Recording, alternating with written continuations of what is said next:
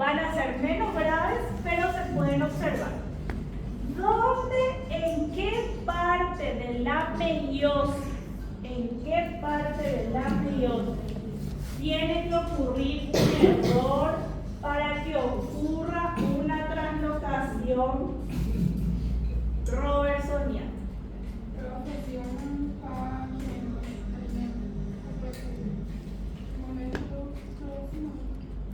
Subtil. ¿En dónde?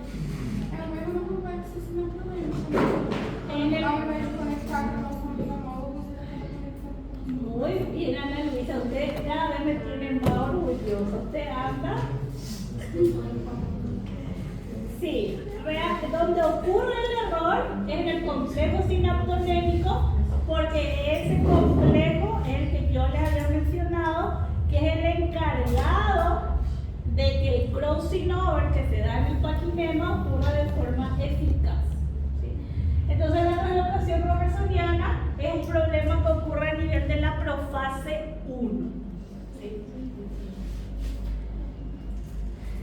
Y claramente hay agentes, como preguntó Ángela, que van a inducir también las roturas, ¿sí? O este tipo de consecuencias. La frecuencia de la aparición está muy relacionada a los agentes químicos a los que uno esté expuesto, y yo puedo tener agentes físicos o agentes químicos. Nosotros habíamos visto, cuando vimos mutaciones la semana antes de Semana Santa, vimos que los rayos X, los rayos gamma y los rayos ultravioleta causan diferentes tipos de mutaciones. Los rayos X y los rayos gamma vimos que causan rotura de la doble hélice, y los rayos ultravioleta vimos que causan dimerizaciones y causan esta patología de xeroderma pigmentoso. ¿Sí?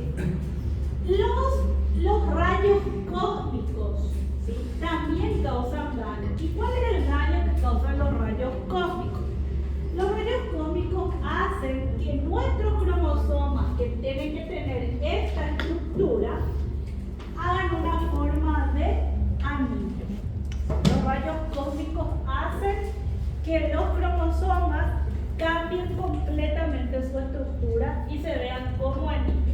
Por eso las personas que están muy expuestas a este tipo de radiaciones tienen que hacerse cada tanto ver cuántos anillos, o si se van observando anillos, porque eso puede tener luego consecuencias graves. ¿Sí? Y luego hablamos de relaciones cromosómicas ya en las células humanas, de cómo se pueden diagnosticar. ¿Sí? Los diagnósticos principalmente son a través de dos, ¿sí?, que son la amniocentesis a través del líquido amniótico o la biopsia de las vellosidades coriónicas. ¿Sí? Nosotros podemos ver pacientes que van a tener malformaciones congénitas, retrasos mentales o esterilidad. Y ahora vamos a ir viendo diferentes síndromes que son los más comunes. Uno de los más estudiados es el síndrome de Down, que es la trisomía del cromosoma 21, y claramente ustedes saben que son niños que presentan un retardo mental, que presentan ciertas malformaciones y que también tienden a desarrollar de forma más rápida el Alzheimer, porque el cromosoma 21 tiene un aumento en la producción del gen tau, ¿sí?, que causa esta proteína tau que hace que estas personas desarrollen a temprana edad Alzheimer.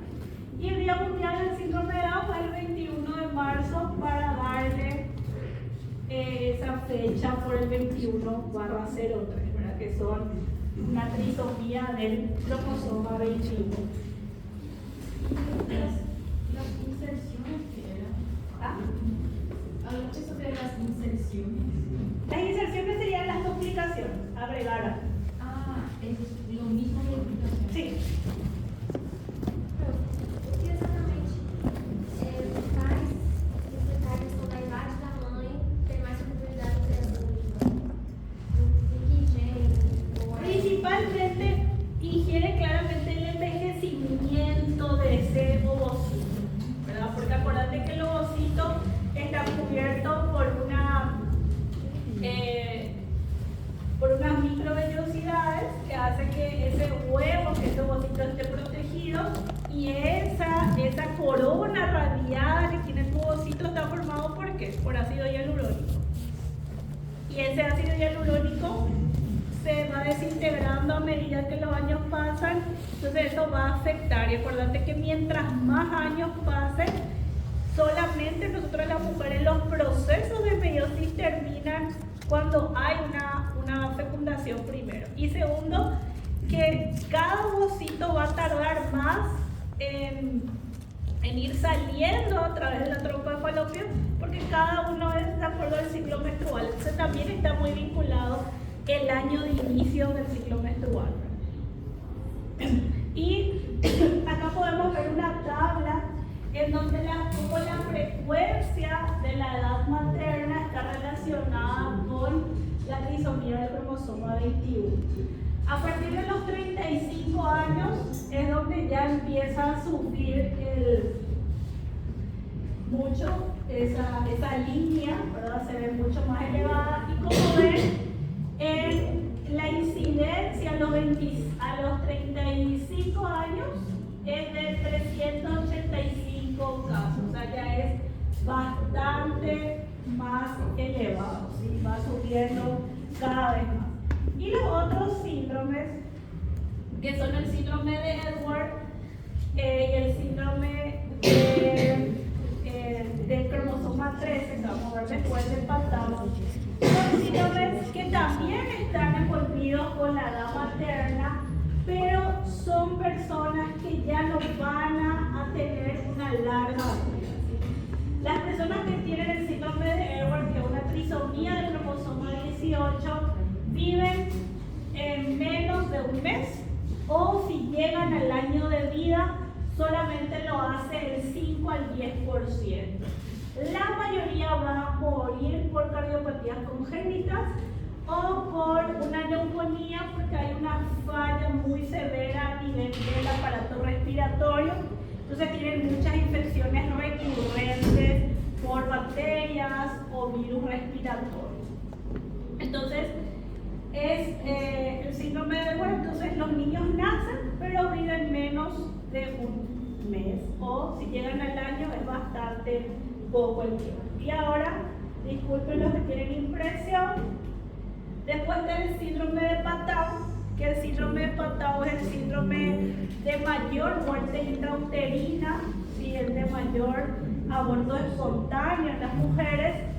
Y el cromosoma 13 es el que ocurre una trisomía, y como ven, chicos, es bastante alto. El 80% de los ovocitos que son fecundados y presentan una trisomía del cromosoma 13 tienen una muerte intrauterina, ¿sí?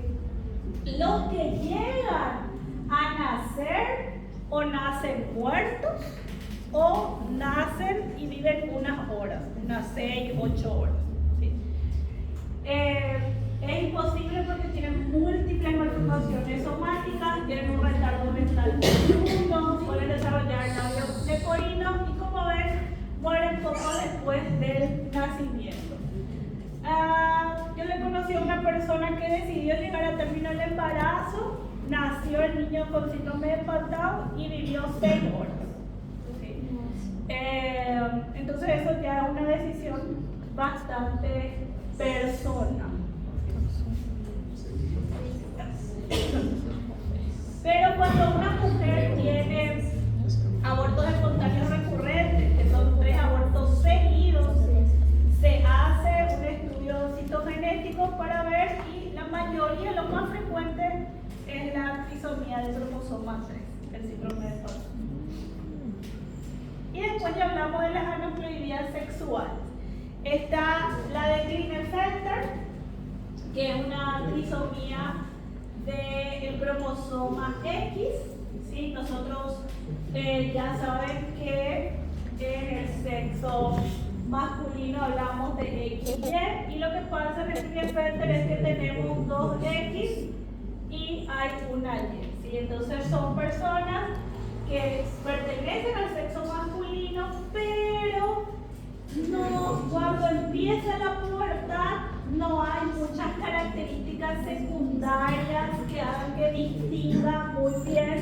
Entonces son personas en las que no ocurre espermatogénesis, por ejemplo, son personas que tienen los testículos muy pequeños, son personas obesas, que tienen la talla bastante elevada. Normalmente el síndrome de Klinefelter no se detecta en los primeros años de vida. Recién se empieza a detectar cuando la persona empieza la vida adolescente. Creo que hay bastante gente con síndrome de Klinefelter que uno sinceramente no, a veces ni siquiera percibe, y la persona ya, hasta hay personas que cuando deciden recién, no sé, tener hijos, lo que sea, se dan cuenta que tienen síndrome de Klinefelter. Acá ya aclaro, acá vamos a hablar de lo que estaba preguntando Sergio. Chicos, no significa que estos dos síndromes que vamos a ver ahora tengan todas las personas que tienen algún problema mental, ya que algún trastorno de personalidad o algún trastorno psicótico. ¿Sí? Por favor. Tenemos un síndrome que se llama el síndrome de XY.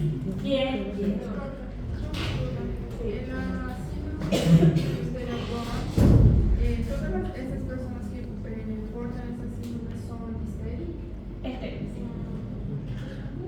Son estériles. Porque no ocurren espermatogénesis.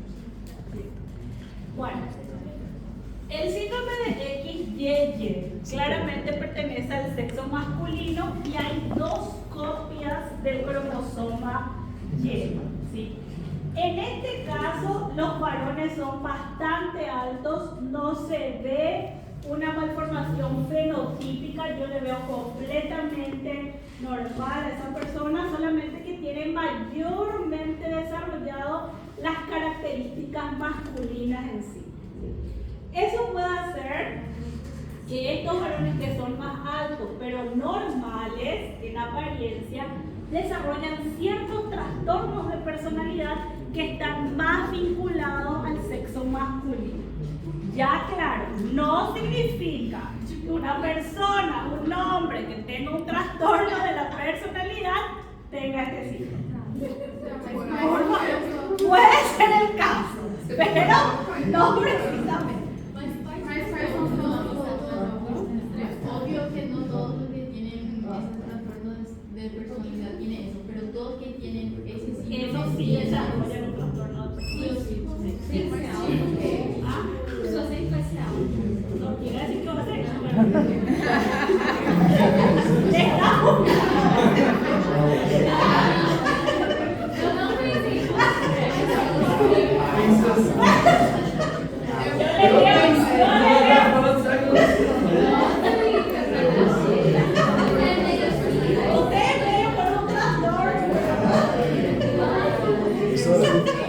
A senhora também pensou que a senhora não falava. A senhora pensou também que a senhora não falava.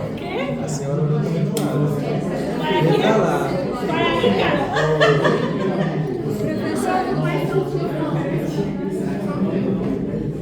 Quais são os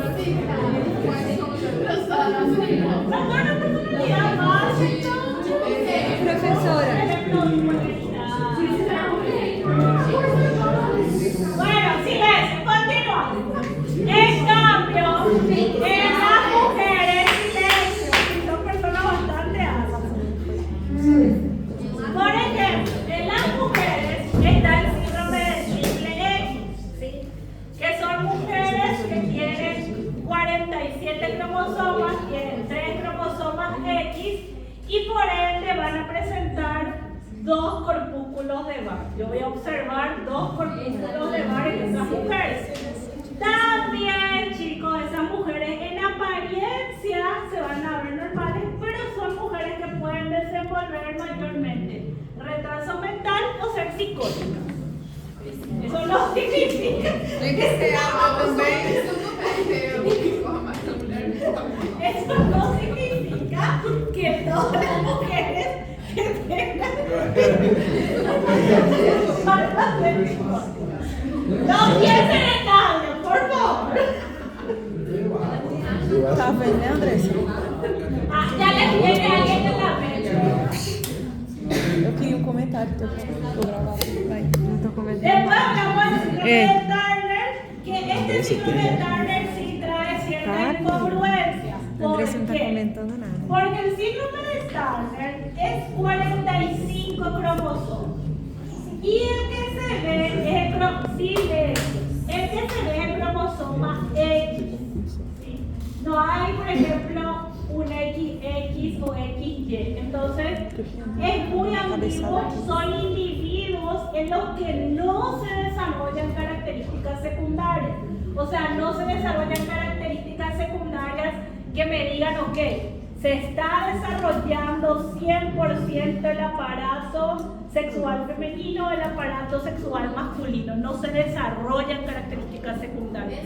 No se puede ir de un lado o del otro. ¿Ah? Pues, ahora ya no se habla de hermafrodita. Vamos a hablar del concepto que se utiliza. Como asexual.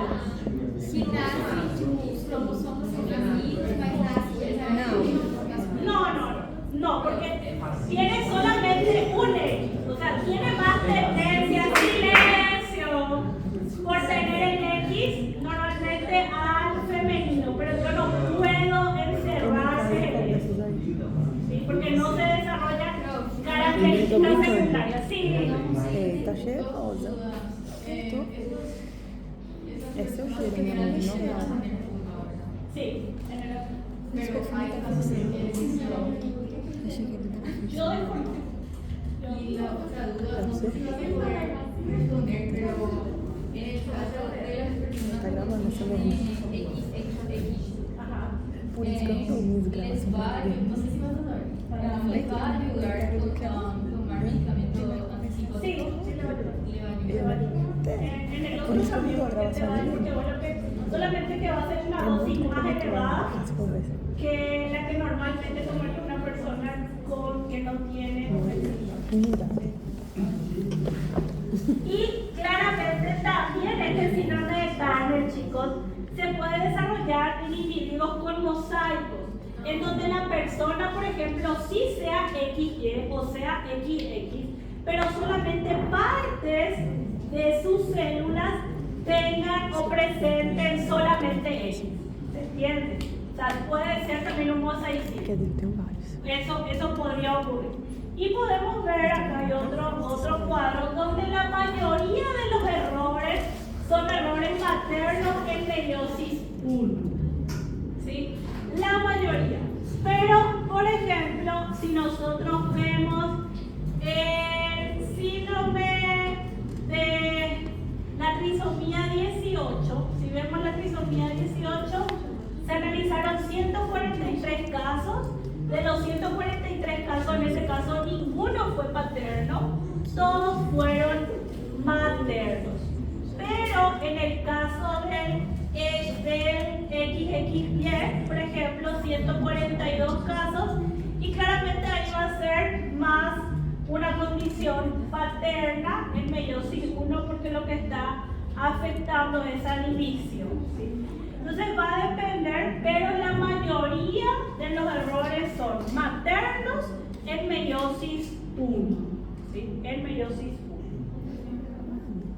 Y también podemos hablar ahora de ciertos estructurales, como el síndrome de Down, que yo les decía que puede darse por una malformación estructural, por una translocación robertsoniana diferente, donde ocurre una translocación del cromosoma 21 con comúnmente el cromosoma 13, 14 o 15.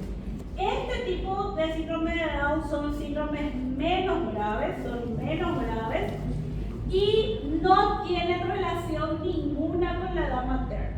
¿Sí? Son errores que ocurren ya en las primeras divisiones. ¿Sí? No tienen nada que ver con la edad materna. Son seres que son fenotípicamente normales, pero desarrollan ciertas características que coinciden con el síndrome de Down. Luego hablamos del síndrome de Cri-du-Chat, que es un síndrome conocido como el maullido de gato. Este es un síndrome donde el niño cuando nace se ve relativamente normal, el niño está totalmente normal, pero el niño empieza a llorar y llora como un gatito. Igual. Y ustedes video van a escuchar que es igual al llanto de un gatito. Entonces, cuando va avanzando, ¿sí? se van viendo múltiples malformaciones, retrasos mentales, y es por una delesión, por una eliminación del brazo corto del cromosoma 5. Y completamente el brazo corto del cromosoma 5 no se encuentra. ¿Ah? Sí, miren. Luego podemos tener también ciertas aberraciones cromosómicas a nivel celular que causan ciertas patologías, donde las personas ya van a nacer con esas patologías, no es que se van a ir desarrollando. Por ejemplo, la leucemia mieloide crónica ocurre por una mutación, por una translocación robertsoniana del que es llamado como el cromosoma Filadelfia. Cuando ocurre una translocación del cromosoma Filadelfia, es una translocación entre el cromosoma 9 y el cromosoma 22. ¿Sí? Luego hablamos del retinoblastoma, del linfoma de Burkitt y el cáncer de pulmón, que es una lesión del cromosoma 13. Entonces son personas que ya van a nacer con esa condición, ¿no? Que se van a ir desarrollando a lo largo de la vida. ¿Lesión de todo el cromosoma 3? De lesión, Una parte. no, de lesión del cromosoma, de uno de los cromosomas.